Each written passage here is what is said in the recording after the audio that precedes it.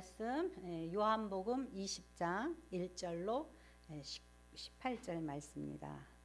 부활의 증인된 자라는 제목으로 은혜를 나누겠습니다. 부활의 증인된 자. 네. 이제 오늘 말씀을 읽었을 때 우리가 주인공이 막달라 마리아잖아요. 네. 막달라 마리아가 부활의 증인이 되었어요. 첫 증인. 예전에 그 여인들의 위치라는 것은 정말 존재 자체가 무시당하는 그런 때였어요. 인격체로도. 사실 그 투표권을 준 게 100년 조금 넘었나요? 그렇게 정말 여인들은 그 인격체로 취급받지 못하고 그런 사는 그런 상황이었어요. 거기에다가 이제 유대인 같은 경우는 여자들은 증인으로 채택되지도 못했어요. 예. 전 그 시대에 안 태어난 게 너무 감사해요. 지금도 그래요. 어떤 때는 내가 조선시대 때 안 태어난 게 얼마나 감사한가, 그런 생각을 가져요. 네. 그러면 그 윤비처럼 남편 얼굴 확 핥히는처럼 그랬을 것 같아. 참 무시당하는 그런 삶을 사는 그러한 시기였어요.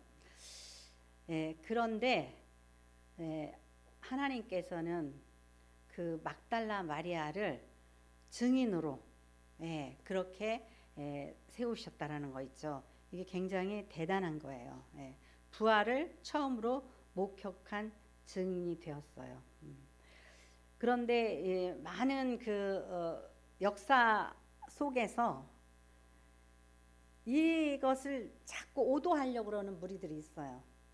그러니까는 그 기독교 역사에 큰 어떤 그 획을 만들고 큰 어떤 그 일을 한 그런 인물들을 자꾸 이렇게 그 감추고 남자들 주도적인 그러한 교회의 지도자 그런 체제로 자꾸 가려고 노력을 해요.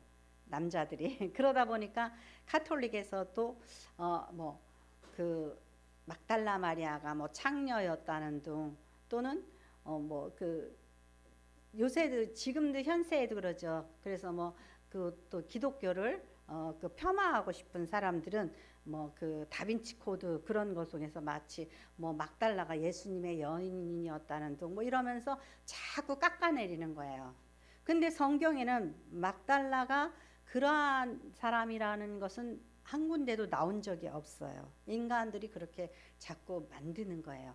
그래서 이제 우리가 정말 이 귀한 부활의 첫 증인이 이 막달라 마리아였다는 걸 통하여서 그 사람의 신앙 인격, 신앙의 태도 이런 것을 우리가 살펴보면서 우리가 오히려 본받아야 될 그러한 증인이라는 거예요. 네, 그래서 이제 우리도 그 신앙생활을 하면서 마음의 확신. 이제 막달라 마리아 주님의 부활을 봤어요. 그 이후부터 사람 어때요? 그러한 신앙적인 체험, 그러한 큰 은혜를 체험했을 때는 이 신앙의 태도가 또 한 단계 더 발전하죠. 좋은 신앙을 가졌던 막달라 마리아였지만 또 한 단계 발전하는 거예요. 여러분들도 이 막달라 마리아의 태도를 보면서 여러분도 이제 그래 나도 이러이러한 점은 참 본받아야겠다. 그러면서 부활의 증인 되시는 여러분 되시기를 바랍니다. 네, 주를 향한 막달라 마리아의 헌신에 대해서 살펴보겠습니다. 자, 누가복음 8장 1절에서 3절 말씀. 누가복음 8장 1절에서 3절 말씀 같이 읽겠습니다. 그 후에 예수께서 각 성과 마을에 두루 다니시며 하나님의 나라를 선포하시며 그 복음을 전하실세 12 제자가 함께하였고 또한 악귀를 쫓아내신가 병짐을 받은 어떤 여자들 곧 7 귀신이 나간 자 막달라하는 마리아와 헤롯의 청지기 구사의 아내 요한나와 수산나와 다른 여러 여자가 함께하여 자기들의 소유로 그들을 섬기더라. 아멘. 네. 여기서 보니까 예수님은 어떻게 12명이나 되는 어떻게 보면 그런 많은 무리들을, 그죠? 많은 무리들을 잇고 주거 문제를 해결하고 또 음식 문제를 해결하면서 복음을 전했을까? 그죠? 예, 여기에 답이 있어요. 여기에 답을 보니까 뭐랬어요? 이제 그 고침을 받고 은혜 받은 여인들이 예,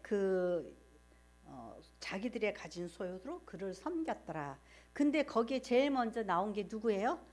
막달라 마리아예요. 막달라 마리아. 그 여자가 어떤 여자래요? 귀신 들렸단 말이죠. 귀신 들렸단 말이죠. 여러분들은 뭐 그런 체험 못했을지 글쎄요. 나이 드신 분들은 대부분 옛날에는 동네에 이렇게 뭐 미쳐가지고 막 이상한 여자들 많이 돌아다니는 그런 거 아마 나이 드신 분들은 많이 봤을 거예요. 지금은 다 정신병원에 뭐 입원해 있고 뭐 우울증 약을 먹고 뭐 이렇지만은 옛날에는 그랬어요. 그러니까 이 막달라 마리아는 귀신 들렸다 그러죠. 그러니까 그 여자가 얼마나 비참하고 수치스럽고, 그죠? 그 사람이 완전 정신이 뭐 정신줄을 놓고 그렇게 살지는 않아요. 보니까 제가 옛날에 제가 어렸을 때 본 한 여인이 그래요. 갑자기 아가씨인데 옷을 막 벗는 거예요. 옷을 벗는데 얼굴은 막 일그러져 있어요. 그러면 그 사람 속에 비록 사람들은 미쳤다 그러고 그 사람은 자기 옷을 벗는데 그 갈등 관계 있죠. 부딪힘. 아니다 그러면서 벗는 거죠. 그죠? 예. 그러니까 굉장히 고통 속에 있는 거죠. 그러니까 이러한 막달라 마리아가 이런 고통 속에 있을 때 예수님을 만나서 그의 삶이 새롭게 고침을 받았다는 거예요. 새롭게 고침을 받았는데, 예, 이 여인은 보니까 자기의 재산을 들여서 주님을 섬긴 거를 보니까 뭐 학자들이 얘기하고 누가 얘기했던 것처럼 창녀였을 것 같아요?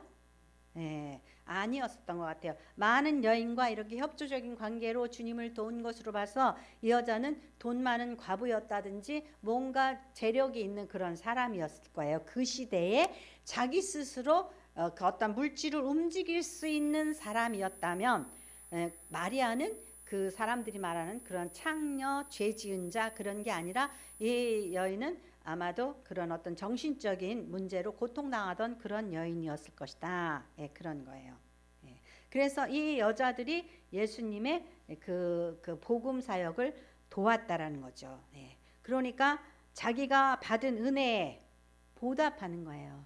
자기가 받은 은혜에 보답하기 위해서 그가 힘써서 예수님을 돕고 그 예수님을 위해서 일을 했다라는 거죠.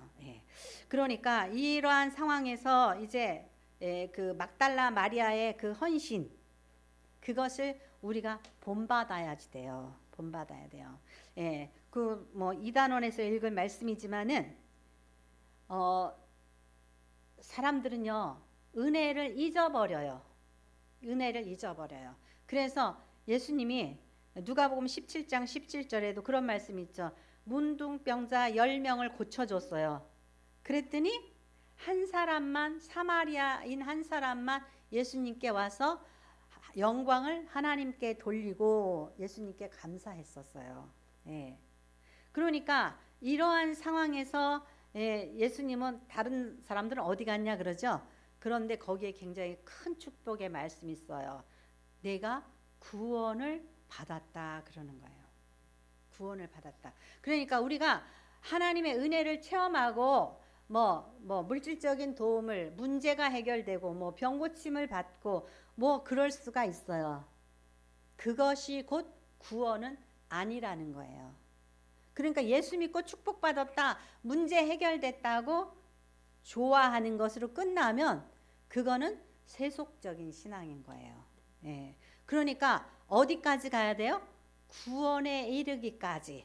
구원에 이르기까지. 9명의 문둥병자는 병고침을 받았을지 모르지만은 그들은 구원받지는 못했다라는 거예요.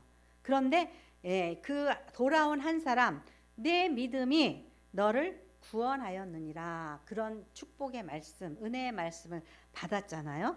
그것처럼 막달라 마리아는 자기가 이제 극한 수치와 어려운 그런 상황에서 그 은혜를 받았을 때에 그는 예수님을 밀착 돕고 헌신했다라는 거죠. 그래서 두 번째로는 이 부활의 증인이 된 막달라 마리아, 부활의 증인인 막달라 마리아. 유대인들은 그 율법에 의해서 그 안식일 날 있죠. 안식일 날 1km 이상을 다니지를 못해요. 안식해야 된다. 그걸 문자 그대로 문자적으로 해서 그래요. 안식해야 된다. 그래서 오늘날도 그 고층에 살잖아요. 그러면은 주일날 이렇게 버튼 누르는 거 있죠. 엘리베이터 버튼 누르는 것도 안 돼요. 어떻게 하냐? 미리 세팅을 해놔요. 주일날은 딱 지가 알아서 쓰게. 얼마나 불편하겠어요. 그런가 하면은 금요일날 저녁에 모든 음식을 다 해놔서 불도 피우면 안 되고 그래요. 그래서 이 보니까는 이 영적인 해석이 아니라 문자적으로 그렇게 해석을 하기 때문에 그러는 거예요. 근데 예수님께서 금요일 날 아침에 십자가에 못 박히셨잖아요. 이렇게 못 박히셨어요. 그래서 체포돼서 못 박히셨는데 이제 안식일을 지나고 이들이 예수님의 그 무덤이 근심 걱정되죠. 예수님이 걱정되죠. 그리고 너무너무 슬프죠. 그런데 갈 수가 없잖아요. 안식일은 아무래도 1km 이상이었을 것 같아요. 안식일에는 돌아다니면 안 되니까. 그러니까 안식 후 첫날, 오늘날의 주일인 거예요. 주일날 새벽에 이제 예수님 무덤을 향해서 향품을 가지고 이제 그 무덤을 보살피기 위해서 간 거예요. 그런데 여자들이 새벽에 어둠침침한테 무덤을 간다라는 것은 무섭고 두려운 일이죠. 그런데 요한일서 4장에는 뭐라고 그러냐면은 사랑은 두려움을 내쫓는다 그랬어요. 사랑은.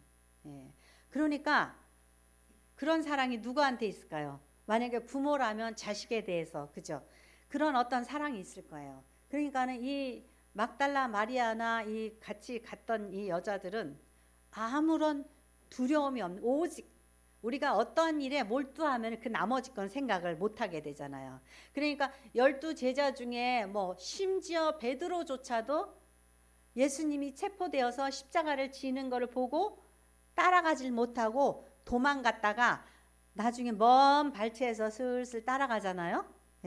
그런데 이 여자들 셋은 십자가 밑에서 예수님의 죽음을 지킨 그러한 열정이 있는 그 자리에 누가 있어요? 막달라 마리아가 있었다라는 거. 거기에 막달라 마리아가 있었고 또 새벽에 무덤에 막달라 마리아가 있었고, 그렇게 막달라 마리아는 받은 은혜에 대해서 감사하고 또 자기 인생을 변화시켜 주신 주님에 대해서 끝까지 끝없는 사랑을 그렇게 베푼 그러한 그 여인이었다라는 거예요. 그래서 그들이 갔죠. 갔더니 가면서 그 걱정을 해요. 뭐라고 보자면 마가복음 16장 3절에 보면 서서 말하되 누가 우리를 위하여 무덤 문에서 돌을 굴려 주려 하더니 눈을 들어 본즉 돌이 벌써 굴러졌으니 그 돌이 심히 크더라.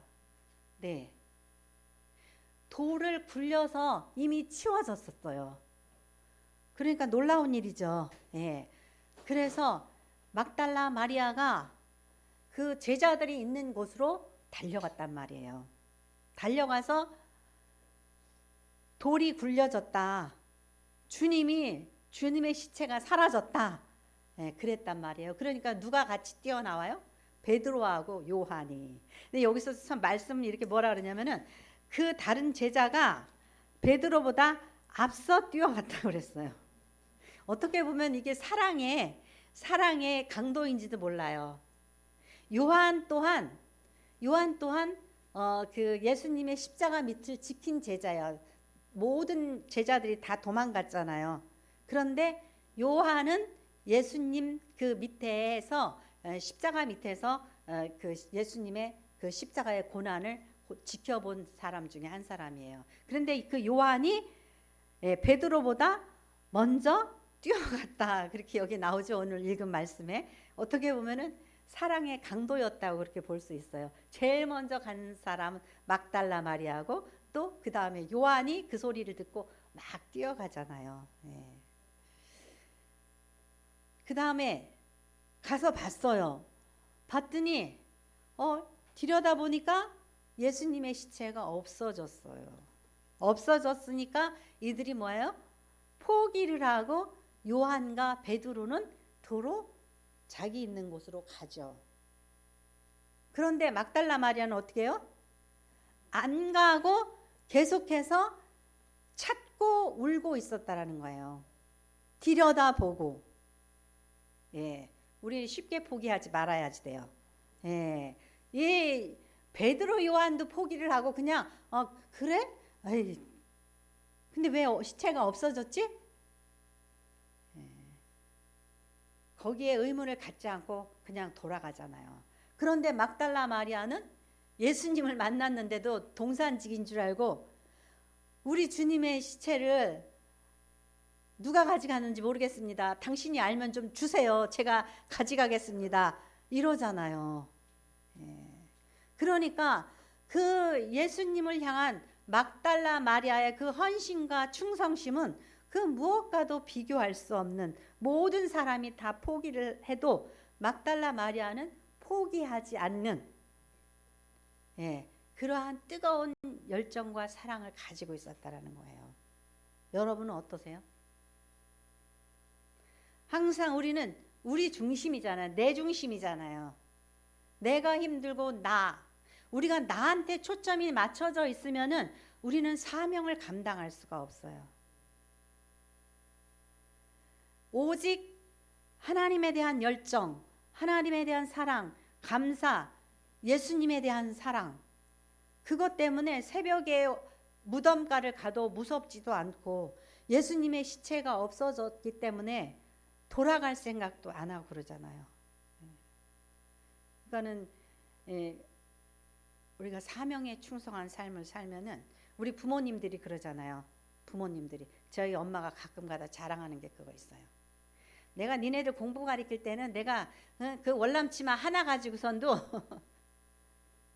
어디도 갔다. 잔치집에도 가고 심지어 잔치집에 쓰레기발을 신고 가도 창피한 줄도 몰랐다고 맨날 그 자랑하시거든요. 왜 그러죠?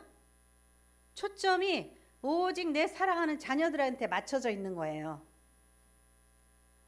그렇기 때문에 여러분들이 만약에 여러분들의 삶에 그 잘 자란 뭐예요? 가시 같은 문제, 내 손톱 밑에 가시가 박혀 있으면은 이거에 몰두해 가지고 이거를 붙잡고 있으면은 아무것도 못 해요. 그 가시가 뭘로 보이냐면은 말뚝으로 보여요. 남들이 볼 때는 아무것도 아닌데 본인은 내 인생에 말뚝이 박혀 있다고 생각을 해요. 그래서 나는 아무것도 못한다고. 그리고 그 입술은 뭐예요? 내가 보기엔 가시구만. 자기는 말뚝이 박혔다고 계속 중얼중얼 그러는 거예요. 심지어 말뚝이 박힌 것 같아도 그것을 잊어버리면 우리는 사명자로 살아갈 수 있는 거예요. 그래서 여러분의 삶에 있어서 작은 문제보다는 여러분이 주님께서 여러분을 구원하시고 베풀어 주신 막달라 마리아가 눈을 떠서 주님을 봤죠. 그것이 은혜예요. 누구는 믿어지고 누구는 안 믿어진다. 그죠? 그 차이가 뭐예요? 은혜예요, 은혜. 내가 노력해서 내가 주님을 봐야지 그러고 아무리 새벽 예배 와서 눈을 동그랗게 뜨고 막 또는 뭐 산기도를 가서 뭐 나무를 뽑고 뭐 기도한다 한들 하나님의 은혜가 있으면은 은혜가 없으면 영적 체험을 할 수가 없어요. 그런데 막달라 마리아가 정말 큰 사랑을 가지고 주님께 헌신하고 주님을 사모할 때에 영안이 열리니까 주님이 어떻게 해요? 보이고 천사도 보인 거예요. 네, 그래서 뭐가 됐어요? 부활의 증인이 된 거예요. 그러면 여러분들의 삶에 있어서 영안이 열리길 바라죠. 그죠? 영적 체험을 갖기를 바라죠. 이미 받았어요, 여러분들. 그런데 우리는 그것도 뭐예요? 중독처럼 그렇게 우리한테 자꾸 하나님 들려주세요, 보여주세요, 알게 해주세요 막 그러고 있어요. 그거는 온전한 신앙적인 태도가 아니에요. 보여주세요, 들려주세요, 영적 체험에 하나님 말씀만 하세요, 내가 하겠습니다 그러죠? 그런 사람은 일할 수 있어요? 없어요. 우리가 그리스도의 군사된 사람은 이제 한번 체험했으면 하나님이 살아계셔 역사하시고 아 예수가 나의 구세주구나 한번 깨달았고 은혜 받았으면 자꾸 보여주세요, 들려주세요, 또 문제 가져와서 이 문제 해결해 주세요, 또 이제 일주일 있다가 하나님 저 문제 해결해 주세요, 또 좀 있다 또 딴 문제 해결해 주세요. 맨날 문제 가져와서 주님한테 내 거 요구하는 그런 사람이 아니라 이제는 그런 세상 문제는 내가 주님 앞에 주님을 향해서 직진해서 가면 그 나머지 문제는 주님이 알아서 해결해 주신다. 아멘. 예. 어떤 목사님 그래. 주님 제가 주님 일 할 테니까는요. 주님은 제 일 해주세요. 그래서 자기는 자식이나 누구를 위해서 한 번도 기도한 적이 없다고 그래요. 멋지죠, 그죠? 예. 그래야지 돼요. 하나님은 우리의 모든 것을 다 알고 계셔요. 그러니까 우리는 그런 거에 자꾸 맨날 보여주세요, 보여주세요가 아니라 우리가 정말 주님을 향해서 열심히 있어서 세상에 두려워, 무서워, 새벽에 좀 해 뜨면 가자, 야. 해 뜨면 가자, 아이고, 가지 마, 무서워. 이게 아니에요. 우리가 열심히 서서 정말 나 자신을 돌아보지 않고 진리를 위하여서 영적인 그러한 영원한 나라를 위하여서 산다면 예, 주님께서 그 모든 일들을 우리에게 더하여 주시는 거예요. 그래서 먼저 그의 나라와 의를 구하라. 그리하면은 이 모든 것을 너에게 더하여 주시리라 그랬어요. 그러니까는 여러분 자꾸 가시 같은 문제를 가지고 내 인생에 말뚝 박혔어. 나 왜 이래? 나는 왜 되는 일이 없어? 되는 일이 없는 게 아니라 자기는 그렇게 약한 존재라는 거예요. 우리는 예수 안에서 강해져야 돼요. 그래야지만 부활의 증인이 될 수 있어요. 여러분들도 부활의 막달라 마리아처럼 그렇게 그리스도의 군사돼서 부활의 증인으로 사시기를 축원합니다. 기도하겠습니다.